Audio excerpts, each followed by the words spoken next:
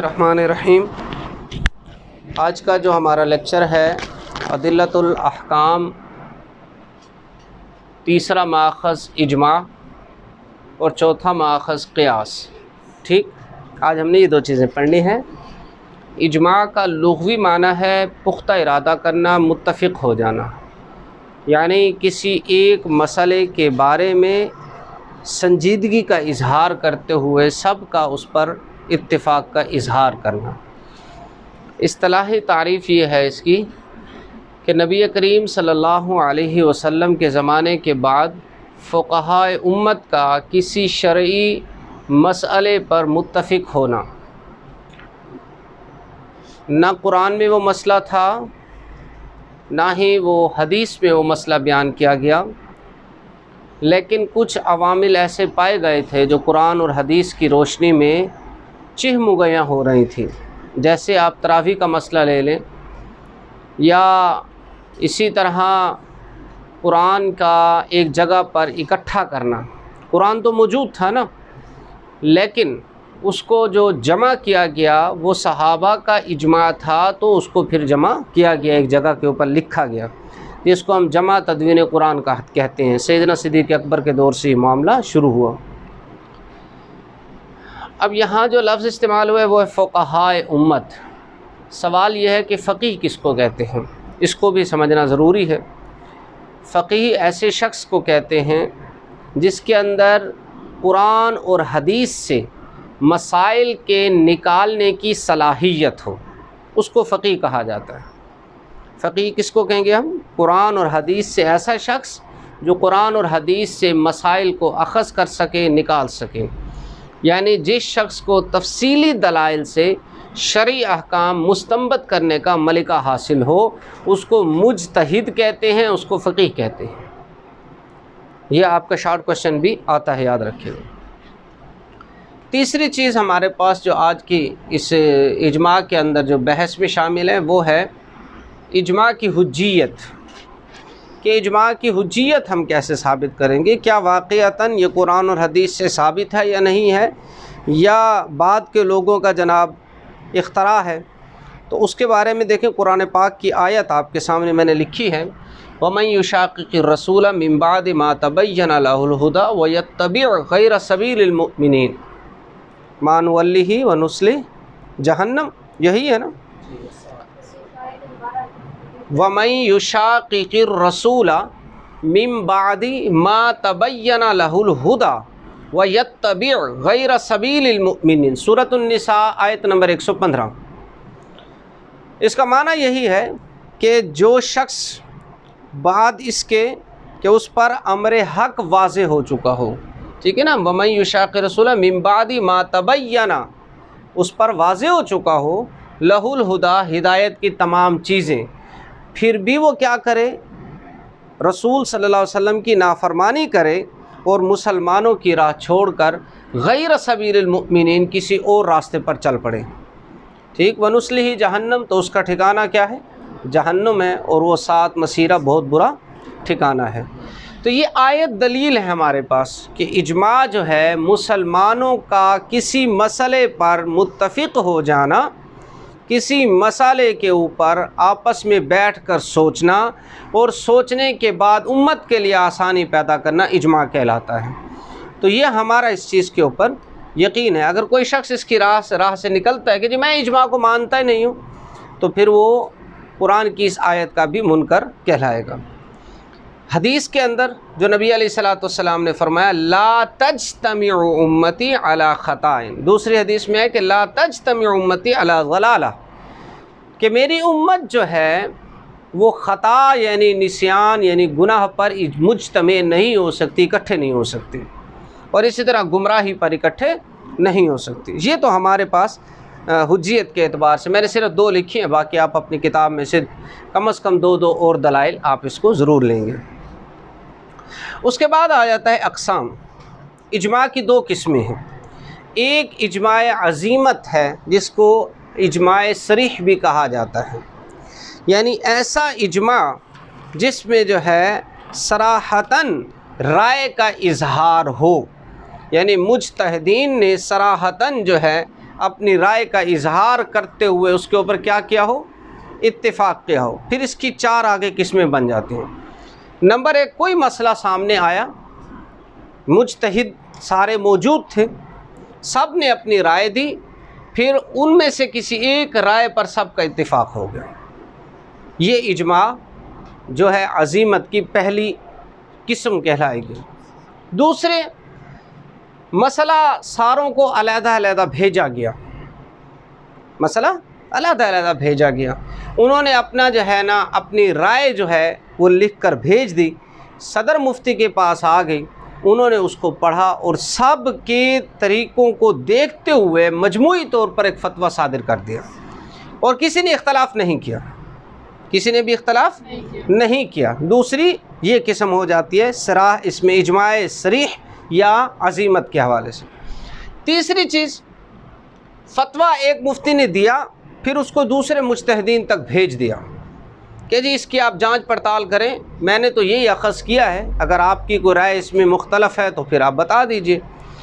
तो उन्होंने सब ने क्या कहा, उन्होंने कहा जी ठीक है, हम इसके ऊपर कोई अपनी राय नहीं रखते, लिहाजा इसको इसी तरह कंटिन्यू कर दें। चौथी चीज़, मुज्तहिद का ख़ास हुक्म पर फतवा देना। किसी ज़माने के अंदर कोई ख़ास हुक्म होता है, कोई भी ज़माना है, चाहे हमारा एक ज़माना है, जैसे अब आप एक चीज़ को देख लीजिए, ये कोरोना वायरस आया, कोविड-19 के हवाले से उम्मत के जो उलमा थे वो सारे मकतब फ़िक्र एक जगह पर इकट्ठे हो गए। उन्होंने सब ने कहा कि अब बाजमात नमाज में एहतियात ज़रूरी है, 6 फीट का फ़ासला हो, डिस्टेंस जिसको सोशल डिस्टेंस कहते हैं, ठीक है, जुमा भी घर में अदा कर लें। तो एक उन्होंने लाहे अमल इख्तियार किया, उस पर सब का इत्तफ़ाक़ हो गया, सब ने कहा जी हम इसके ऊपर मुत्तफ़िक़ हैं, हुकूमत के साथ हमने ताउन करना है। तो उस इजमा को ख़ास हुक्म पर फतवा दे दिया किसी मुज्तहिद ने, तो वो ज़माना हाल का इजमा कहलाएगा। हमारे यहाँ ज़माना हाल का यही इजमा है आजकल का, ठीक। जो कोविड-19 के तहत अब भी हम क्या कर रहे हैं, सफ़े नहीं बिछाते कि जी सफ़े नहीं बिछानी मसाजिद के अंदर, ठीक है जी, उठा लो, जाए नमाज़ें उठा दो, सफ़े हटा दो, सोशल डिस्टेंस हो, 2 दफ़ा मस्जिद को धो डालो, कोई मसला नहीं है। क्यों? इसलिए कि हमारे उलमा ने इस पर इत्तेफाक का इजहार करते हैं।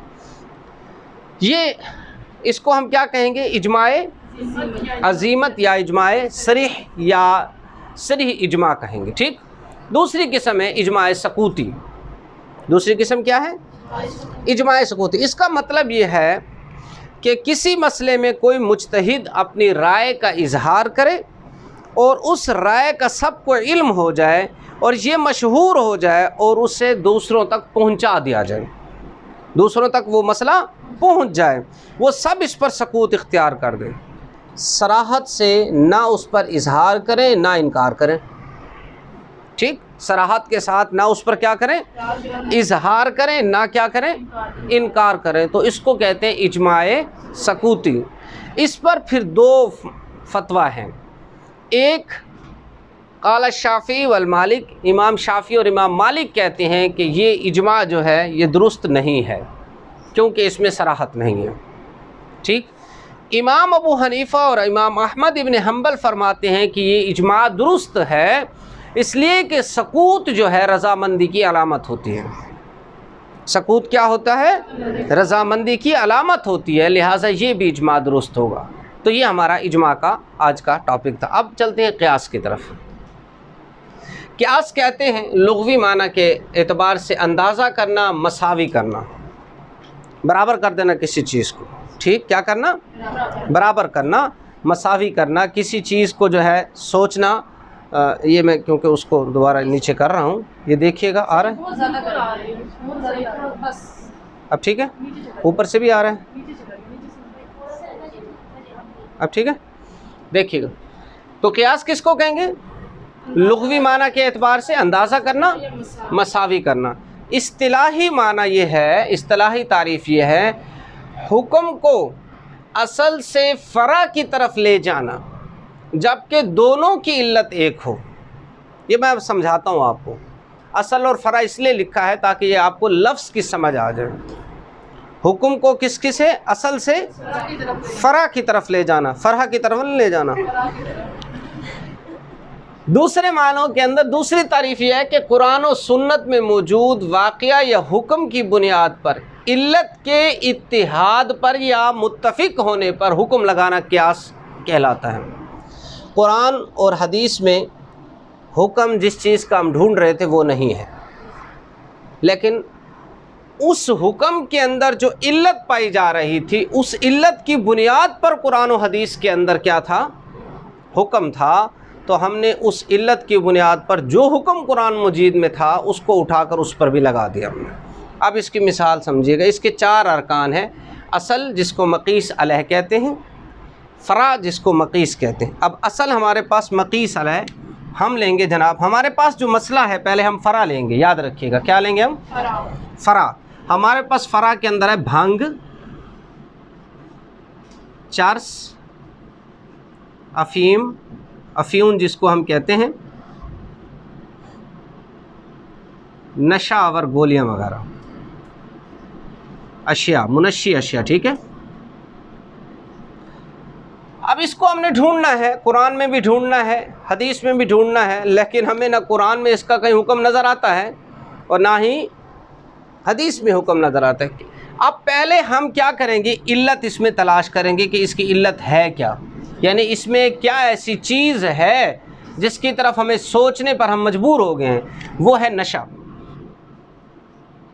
या अक़ल के ऊपर ये गालिब आ जाती हैं। अक़ल पर क्या आ जाती हैं? गालिब आ जाते हैं। जब इसको पीते हैं टून हो जाते हैं हम, ऐसे ही है ना। तो अब हम देखेंगे कि इस इल्लत की बुनियाद पर क्या असल कोई मसला मौजूद है। तो हमने देखा कि शराब कुरान पाक के अंदर मौजूद है। शराब क्या है? शराब के अंदर भी नशा है ना। तो शराब कुरान पाक में मौजूद। सूरतुल माइदा के अंदर 7वां पारा, सूरतुल माइदा में या अय्युहल्लज़ीना, पहले इसमें 3 पीछे सूरह बकरा की भी आयत उठाएं, फिर माइदा की तरफ आएँ। बहरहाल ये उसकी बात करने की यहाँ इस वक्त मौजू नहीं है हमारा। हम जो जिस चीज़ को समझ रहे हैं हम उसकी तरफ जाएंगे, ठीक। तो शराब क्या है? असल है शराब, जिस पर अब हम क़यास करते हुए फ़रा को हुक्म लगाएंगे तो फ़रा का हुक्म भी वही होगा जो असल का हुक्म होगा। और वो क्या है? शराब हराम है। लिहाजा हम क़यास करेंगे किस पर? शराब पर, कि जनाब कुरान ने शराब को हराम इसलिए किया है कि उसमें ये नशा है, लिहाजा ये इल्लत जिसमें होगी वो सब चीज़ें हराम होंगी। आई समझ आपको? ये इल्लत जिसमें होगी, चाहे वो भंग है, चर्स है, अफ़ीम है, इसके अलावा मुनशी अशिया है, आप इंजेक्शन लगा लेते हैं, ठीक, पाउडर पीते हैं लोग, या वो जनाब आप आजकल शीशा चल रहा है, वो शीशा जो है वो चॉकलेट शीशा है या दूसरे शीशे हैं जिसमें स्ट्रॉबेरी फ्लेवर्स हैं सारे, तो वो पी रहे हैं जनाब नौजवान लड़के लड़कियां हैं। तो वो सब चीज़ें जो हैं इसी हुक्म में जाएंगी। क्यों? इसलिए कि वो जिस्म की तलब बन जाती हैं। जब उसको छोड़ता इंसान तड़पता है। हर वो चीज़ जो तलब बन जाती है ना जिस्म की, और जिसमें नशा होता है, तो वो जो कुरान ने कहा कि शराब फज्तनिबू, कि क्या है, या अय्युहल्लज़ीना इन्नमल खम्रु या अय्युहल्लज़ीना आमनू इन्नमल खम्रु वल मैसिर वल अंसाबु वल अज़लामु रिज्सुम मिन अमलि शैतान फज्तनिबू लअल्लकुम तुफ्लिहून। तो इज्तिनाब जो है वो हुक्म के माने में है, और कुरान का जो हुक्म होता है अल अम्र लिल वुजूब, कि अमर जो है फ़िक़्ह के अंदर वो वजूब के लिए होता है, यानी कुरान का हुक्म फ़र्ज़ की हैसियत रखता है। आगे समझ आप इसको। अब हम आते हैं इसकी शराइत की तरफ कि क़ियास जो है वो किन किन शराइत के तहत हम उसको मानेंगे। इसको नीचे कर लें। हम क्या करेंगे, आप समझ आ गए? देख रहे हैं, हो गया। तो अब हम ये देखेंगे कि कौन सी ऐसी शराइत हैं जिसकी बुनियाद पर हम क़ियास को तस्लीम करेंगे। अगर इनमें से कोई एक शर्त भी ना हुई तो हम तस्लीम नहीं करेंगे। हम कहेंगे ये क़ियास, ये अमरुल फारिक है, ये हम इसके ऊपर अमल नहीं कर सकते किसी सूरत में। वो कितनी सूरतें हैं जी? 4। अब हम 4 सूरतों का जायज़ा लेंगे। शराइत क्या है? नंबर 1, मक़ीस अलैह, नस का हुक्म जो है, मक़ीस अलैह यानी नस का हुक्म, मकीसल है, नस होती है, ये कुरान की जो आयत होती है उसको नस कहा जाता है। ख़ास हालात वाक़यात पर मबनी ना हो, याद रखिएगा। जैसे नबी अलैहिस्सलातु वस्सलाम ने इशारा दिया, फरमाया मन शाहिद लहू हुज़ैमा फ़हुव हस्बुहु, यानी हुज़ैमा जिस शख्स की तस्दीक कर दें वो उसके लिए काफ़ी है। ये ख़ास वक्त के अंदर ख़ास हालत में नबी अलैहिस्सलातु वस्सलाम ने फरमाया था, ये हर ज़माने के लिए नहीं है। क्या हम इस पर क़ियास करके नस में तब्दीली कर दें? ऐसा नहीं हो सकता, समझ नहीं, ऐसा नहीं हो सकता। दूसरी चीज़, नस का हुक्म ऐसा ना हो जिसकी इल्लत इदराक इंसानी से खारिज हो, इदराक इंसानी से खारिज हो, यानी ये देखना पड़ेगा कि ऐसी इल्लत हो जिस पर इंसान सोच भी सके और सोचने के साथ वो उस पर मेहनत भी कर सके। ये ना हो कि जनाब पहले से उस पर फतवा मौजूद है, अब ज़कात का जो निसाब है या विरासत जो है ऑलरेडी वो मसाइल हल शुदा हैं।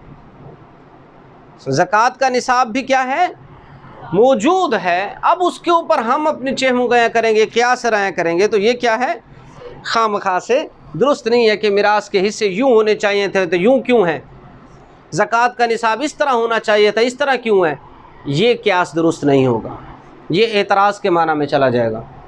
तीसरी चीज़, हुक्म मनसूख ना हो, नस का हुक्म पहले से मौजूद हो, कोई नस का हुक्म मनसूख ना हो चुका हो, ये भी ख्याल रखिएगा। ये अहनाफ के नज़दीक है और मालिकियों के नज़दीक भी यही है कि जनाब हम उस सूरत में उस कियास को मानेंगे कि पहले से मौजूद जो नस है उसका हुक्म मनसूख ना हो चुका हो। ये ना हो कि पहले हुक्म मनसूख हो गया, अब हम क्या सराया कर रहे हैं कि इसका ये हुक्म क्यों मनसूख हुआ, इसको नहीं होना चाहिए था। जैसे आप देख लीजिए कुरान पाक के अंदर कितनी, जैसे जो है इद्दत का मसला उठा लें आप लोग, पहले जो इद्दत होती थी वो पूरा 1 साल होती थी इद्दत, फिर हुक्म मनसूख हो के 4 महीने 10 दिन हो गई बेवा की इद्दत। अब क्यास 4 महीने 10 दिन की बुनियाद पर उसके तहत मसाइल के आने पर होगा, वो साल जो मनसूख हो गया उस पर क्यास नहीं होगा, वो हुक्म मनसूख हो चुका, हम उसको नहीं छेड़ेंगे। ठीक, इसके अलावा जो नंबर 4 है, क्यास से नस के हुक्म में तब्दीली भी ना हो, यह भी याद रखिएगा। बैसुलम है, इसकी मैं मिसाल आपको देता हूँ, जिसकी रूह से मुश्तरी ऐसी चीज़ ख़रीदता है जिसके हवाले करने के मुतालिक बै आइंदा ज़माने का वादा करके पेश की कीमत ले लेता है। वो कहता है जी मेरा माल आ रहा है, जैसे कंटेनर्स होते हैं, आप देखें कि ये पोर्ट कासिम के ऊपर आकर वो कंटेनर, बड़े बड़े कंटेनर बिकते हैं, बोलियां लगती हैं, तो उस पर एडवांस पेमेंट कर दी जाती है। अब उसमें से खाक निकले या काख निकले वो आपकी किस्मत है। तो नबी अलैहिस्सलातु वस्सलाम ने ऐसी बै से मना फरमाया है।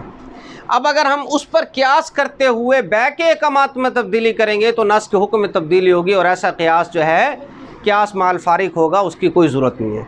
समझ रहे हैं, ये 4 अरकान जो है ज़रूरी, इसको बंद कर दें, ये 4 अरकान बहुत ज़रूरी हैं जिस